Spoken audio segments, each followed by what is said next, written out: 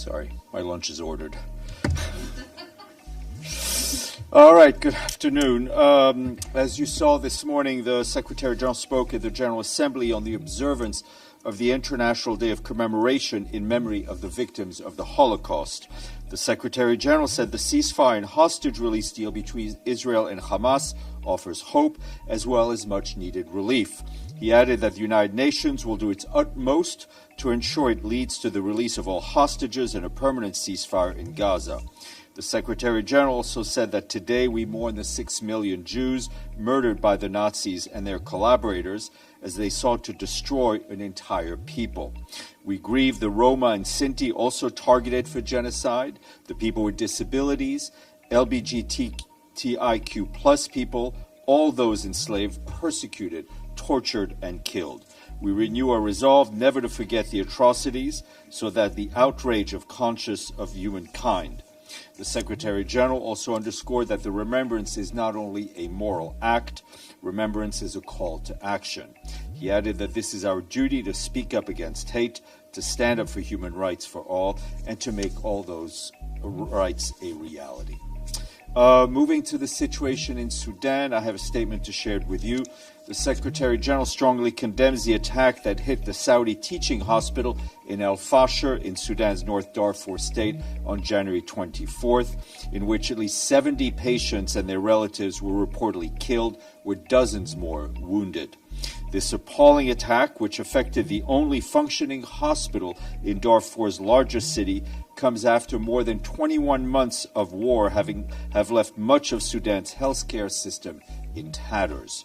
The Secretary General reiterates that under international humanitarian law, the wounded and the sick, as well as medical personnel and medical facilities, must be respected and protected at all times.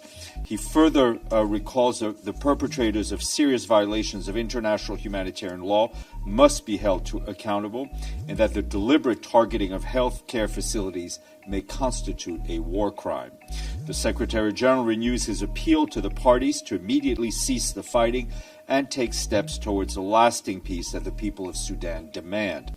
And you will have seen that on Friday night we issued another statement on the recent escalation of fighting in Sudan, particularly around the Al Jili oil refinery north of Khartoum, as well as in Al Fasher. The Secretary General renewed his call for urgent and genuine dialogue between the parties to the conflict, reiterating that a sustainable resolution to the conflict can only be achieved through an inclusive political process. He added that his personal envoy, Ramtam Lamamra, continues to engage the parties and all relevant stakeholders to de-escalate the conflict and to promote a Sudanese-led inclusive dialogue that will bring a sustained end to the war. And also I have a statement to share with you regarding the U.S.'s decision to pause foreign assistance. The Secretary General notes with concern the announcement of a pause in U.S. foreign assistance. He calls for additional exemptions to be considered to ensure the continued delivery of critical development and humanitarian activities for the most vulnerable communities around the world. Those lives and livelihoods depend on this support. The Secretary General looks forward to engaging with the new United States administration on the provision of much-needed development support to people grappling with the most difficult challenges confronting the developing world. The United States is one of the largest aid providers, and it is vital that we work constructively to jointly shape a strategic push forward. Our Deputy Secretary General, Amina Mohammed, is in Dar es Salaam in Tanzania attending the Africa Energy Summit. The conference brings together African heads of state, private sector leaders, and civil society to expand electricity access to 300 million people across the continent by 2030. At the summit, Ms. Mohammed emphasized the crucial role of energy transition to advance education opportunities, empower women, and boost small companies across the continent. She also met in Dar es Salaam with Samia Suluhu Hassan, the president of Tanzania. They discussed the country's efforts in climate action, energy transition, sustainable mining as part of advancing the 2030 agenda. Ms. Mohammed also met with ministers, multilateral development bank representatives, and civil society leaders. The Deputy Secretary General underscored the urgent need to scale up investment and capitalize on the synergies between electricity access and progress towards achieving the Sustainable Development Goals. Tomorrow she will attend the second and final day of the summit. Turning to the occupied situation in the occupied Palestinian, in Gaza, particularly, I have quite a long update for you. Our humanitarian colleagues tell us that our partners have been monitoring the movements of hundreds of thousands of Palestinians who started returning to their place of origin in northern Gaza. They're providing them with hot meals, high-energy biscuits, and emergency medical care as needed. According to our partners, the latest figures, nearly 220,000 people returned from southern Gaza to the north today alone, following the opening by the Israeli army of the checkpoint at Al-Rashid Road, allowing people from the south of the Strip to move north. We, along with our humanitarian partners, continue to scale up vital aid to those who need it in Gaza.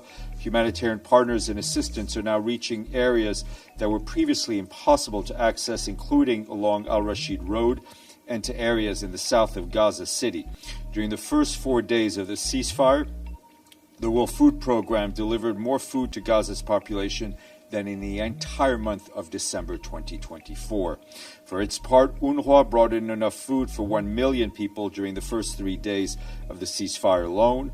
The UN Children's Fund said that trucks filled with water, hygiene kits, malnutrition treatment, warm clothes, tarpaulins, and other critical humanitarian assistance have been entering from crossing points at both the north and the south of the Gaza Strip.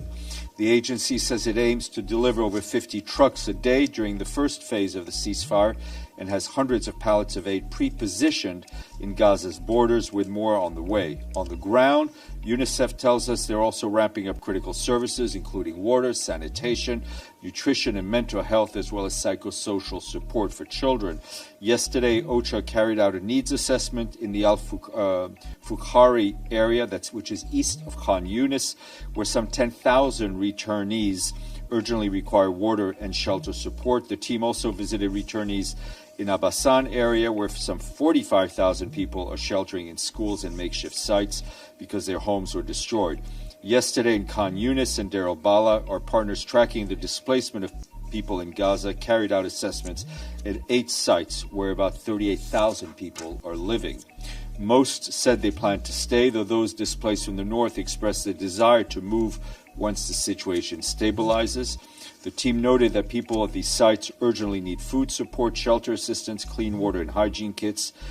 And turning to the occupied West Bank, our humanitarian colleagues there warned that the situation in Jenin and its refugee camp continues to deteriorate as the ongoing operation by Israeli forces entered its 7th day, resulting in further casualties and the destruction of roads and infrastructure.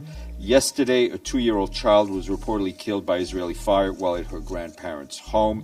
Since the operation began in Jenin on January 21st, 16 deaths have been reported. Meanwhile, today in Tulkarm refugee camp, an airstrike reportedly killed 2 Palestinians, raising concerns over the use of force that exceeds law enforcement standards. Israeli forces have since raided Tulkarm and surrounded the government hospital. Our humanitarian colleagues stress that health facilities, including hospitals, are not a target and should be protected at all times wherever they are. And I was asked over the weekend about the situation between Israel and Lebanon. I can tell you that the Secretary General is concerned by reports of multiple casualties due to Israeli fire on Lebanese civilians who were returning to villages where the IDF, the Israeli Defense Forces, are still present in South Lebanon since yesterday, and calls on the parties to exercise restraint and caution. He recalls that the November understanding on the cessation of hostilities between the parties has brought about a significant reduction in hostilities, a positive development after the period of heightened violence that we saw. And that positive development must be preserved. The Secretary General welcomes the extension of the arrangement between Lebanon and Israel, which is monitored by the United States and France since until 18 February. The Secretary General urges Israel and Lebanon to honor their commitments to the cessation of hostilities understanding. He urges a continued progress in the deployment of the Lebanese armed forces and the withdrawal of the Israeli Defense Forces, and to further avoid any action that could raise tensions, endanger civilians, and further delay their return to their towns and villages on both sides, in Israel and in Lebanon. The Secretary General continues to urge the full implementation of Resolution 1701 as a comprehensive path forward towards a longer-term peace, security, and stability on both sides of the Blue Line. We remain absolutely committed to supporting the parties to uphold the cessation of hostilities and their obligations under 1701. On the political front, our Special Coordinator for Lebanon, Janine Hennis Plashacht, met today with the Lebanese caretaker Prime Minister, Najib Mikati. Both agreed on the critical need for commitments related to the cessation of hostilities to be met with, and for steps forward to the concrete implementation of 1701 to be taken. Last week, she met with the Israeli Foreign Minister, Gideon Sa'ar, in Israel. They also discussed progress and challenges to the implementation of the cessation of hostilities understanding and the need for the full compliance in the interests of security and stability on both sides of the Blue Line. And staying in the region and moving to Syria, our envoy Ger Pedersen is still in Syria, where he continues his engagements with the caretaker authorities and a wide range of high-level officials and other Syrians. In all his engagements, he continues to emphasize the strong international consensus on the need to support Syria, reiterating at the same time the importance of political process that is inclusive and that is Syrian-led. Also today, High Commissioner for Refugees Filippo Grandi who was in Syria since Friday. He wrapped up a visit to the country today in Damascus with the caretaker authorities, including Ahmed al-Shara, focused on how to best support Syrians going home. He also went to Aleppo, and where he spoke with families who described the harsh realities they faced upon their return and their need for an urgent support so they can reunite with their families and start rebuilding their lives. UNHCR said that since September, more than 500,000 refugees have returned to Syria, including 200,000 after the fall of the regime. And just to note, Mr. Grandi's visit to Syria follows a one-day visit to Lebanon. He will then be going off to Turkey and to Jordan. In addition to what you heard at length from Mr. Lacroix and Mr. Le Marquis, I wanted to flag for the record that we issued a statement yesterday on the DRC in which the Secretary General expressed his deepest condolences to the families of the fallen peacekeepers, as well as their governments and the people of South Africa and Uruguay. And also, just on the humanitarian note, just to put into the record, that yesterday our emergency relief coordinator, Tom Fletcher, allocated $17 million from the Central Emergency Response Fund for urgent response to new displacements in North and South Kivu provinces in the eastern part of the DRC. The funding will support emergency assistance to vulnerable people and communities facing displacement since the beginning of January. This includes food aid, restoration of water, sanitation, hygiene services to prevent the disease outbreak, and health services and emergency medical care for injured people and temporary shelter. And you saw, I just want to flag for the record that the Secretary General appointed Hannah Tete of Ghana as his new special representative for Libya and head of the political mission there. She succeeds Abdoulaye Batili of Senegal, who served in that post until May of last year. The Secretary General is grateful for his leadership, as well as to the leadership of the Deputy Special Representative, Stephanie Corey, who led the mission in the interim as officer in charge. We welcome Ms. Tete. And tomorrow, 2 p.m., there will be a briefing here with Thomas Kontogeorgios, the Chief of the Office of Disarmament, Demobilization, and Reintegration, along with Mai Shahin, the combatant for peace, and activist Iris Gore. This is from the Mine Action Service. And at 3:15 p.m., Philippe Lazzarini, Commissioner General of UNRWA, will be briefing the press, most likely here in this room, but if not at the stakeout. And we thank 2 countries in Southeast Asia for joining the honor roll. Not only did they join the honor roll together, they also share a border. Malaysia and Thailand, very good. I just guessed. I didn't. Well, listen, you can't win unless you play. So, Deji, congratulations, and most importantly, we thank our friends in Kuala Lumpur and in Bangkok. Yes, last time you said it's the longest capital city name. Do you still remember the name of the Thailand? What? Capital city, the name of Thailand. Yes. Yeah. We try to change our quiz every year. Okay. Couple of questions. A follow up first.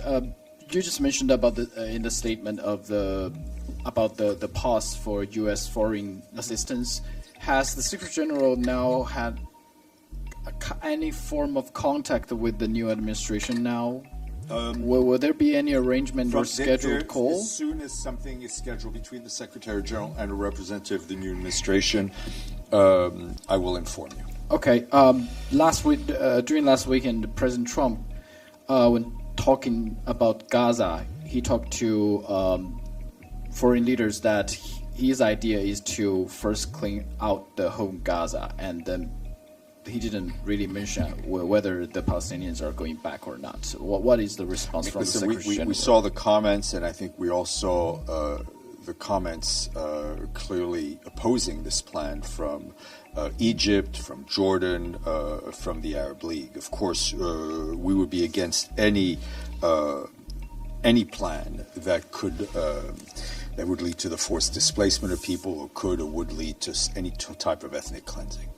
Now, let's go back to the foreign assistance.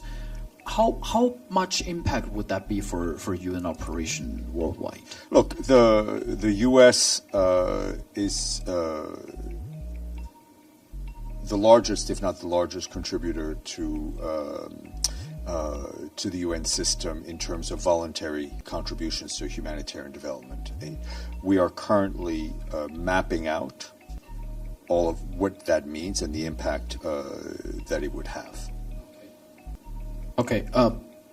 Another thing. I think it will be my last question. I'm sorry.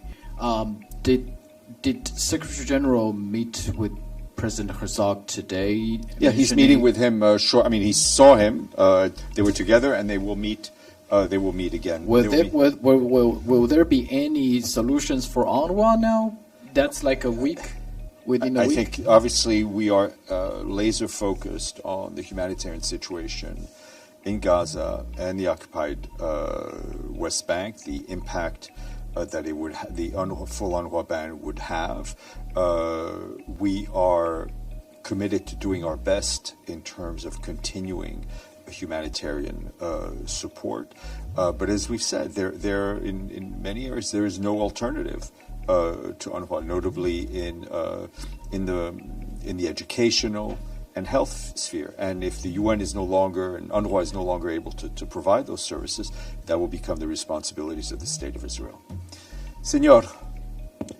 Steph, yesterday there was a row between the United States and Colombia on the deportation flights. We knew that both Colombia and Brazil have complained because the deported immigrants arrived handcuffed and with chains on their feet. So my question is, what does the Secretary General think, not of the deportation flights, but the way they are performed? Our position on how migrants are treated, how asylum seekers and refugees are treated, has remained constant and will remain constant. Migrants need to have their dignity respected, need to have their rights respected, as well as asylum seekers, while also recognizing, obviously, that countries have a right to to control their own borders and to set their own policy, but there are standards that need to be respected. Yes, Madam. Earlier you just offered the Secretary General's comment on the U.S. suspension of humanitarian aid. Is the Secretary General confident that the new U.S. administration would listen to its call for the reconsideration of... There is a natural role for leadership of the United States within the United Nations system. We're extremely appreciative of the generosity the United States has always shown. We want to work together to assess, to hear and deal with the concerns of the new U.S. administration, while at the same time ensuring that the most vulnerable remain protected. Second question, still on that. How is the UN, prepared to deal with the financial fall that will definitely happen on this? Well, obviously our humanitarian agencies, development agencies are right now mapping out the impact that, should this stay in place, would have, right? Miriam. Thank you, Steph. WFP says aid cut to Afghanistan leaves millions hungry this winter. How worried is the Secretary General about the situation in Afghanistan and the aid cut?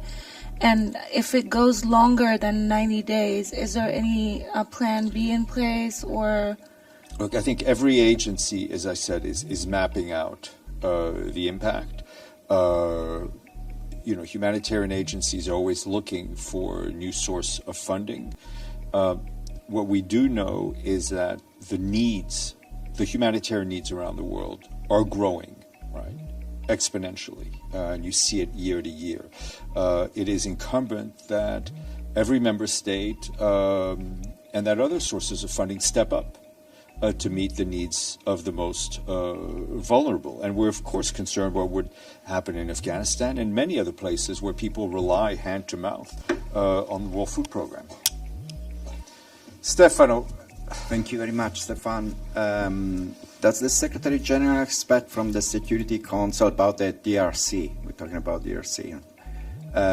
An action they didn't take it yet? Any action, something? Would the Secretary General what? Would the Secretary General expect something else from the Security Council about DRC that didn't, any action they didn't take it yet? I think it was a good sign to have a unanimous press statement yesterday. I think we look forward to continuing unity of the Security Council on this issue. It's important to remember that peacekeeping missions exist because of Security Council resolutions. So Security Council members have a very specific role to play in that regard. Just a follow-up, how much the Secretary General is concerned about force of rebel entering a city of over 1 million people in this moment? Is obviously concerned. I think. Of course. The insecurity, the humanitarian situation in the eastern DRC is something that we're not discovering today. We've been talking about it regularly, including the issues with the M23 and other rebel groups. Madame, that would be you. Thank you very much.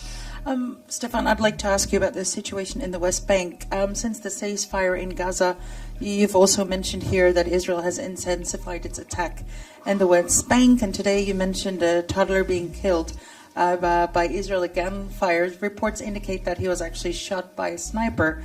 So will the situation in the West Bank come up with the Israeli President Herzog today when he meets the Secretary General? And in general, does the Secretary General fear that the West Bank may become the new Gaza?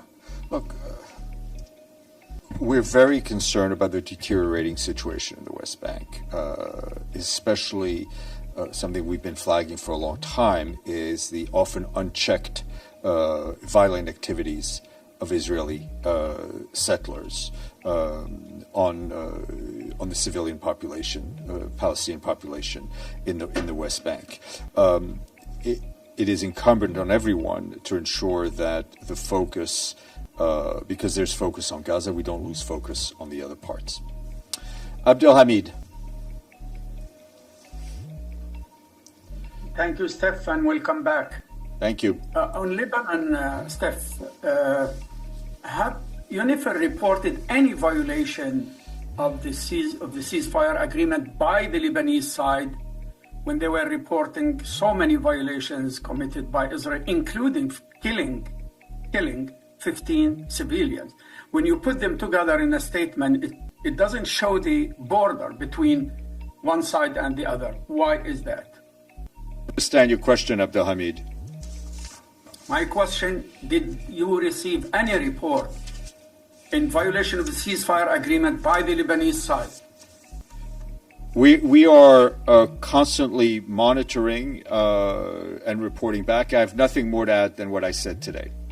Did you have another question? Did Israel withdraw from South Lebanon as the agreement agrees that Sunday was the last day for Israeli presence? You saw that there was an agreement to prolong that period.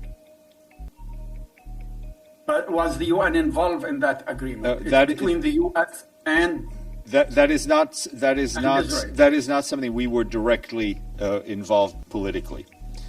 My second question about the hundreds of thousands of Palestinians moving back to their homes in northern Gaza. What lesson you can draw from that return, if any? I'm not sure what you want me to say. I mean, what we are doing, and I think we were very clear about the humanitarian support we're providing them. I think what is also crystal clear is that it will take a long, long, long time for people to rebuild their lives and rebuild their homes. Okay. Thank you. Thank you all. Thank you. Thank you.